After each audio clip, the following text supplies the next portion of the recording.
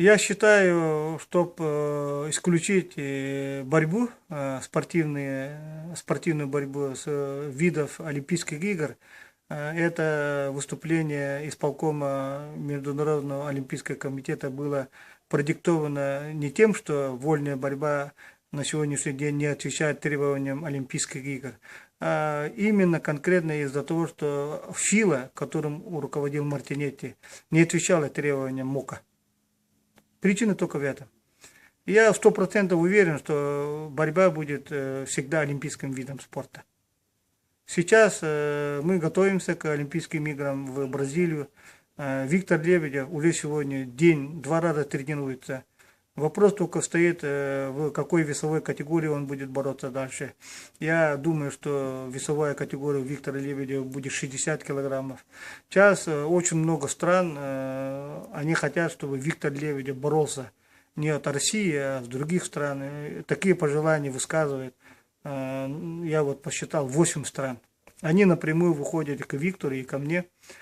Ну, конечно, не секрет, что Виктору плюнули в душу у нас в России. Сколько лет он поднимал флаг Российской Федерации на всех мировых чемпионатах. И вот то, что случилось в Санкт-Петербурге, вы тоже люди все видели. Победный бал Виктора Лебедева у нас прямо перед носом украли. Ну, говорят, после драки кулаками не машут.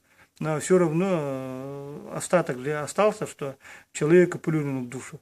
Потому что после этого, после чемпионата России, я и Виктор Лебедев, мы очень сильно у всех функционеров наших просили не поездку бороться в Олимпийские игры, а контрольную схватку.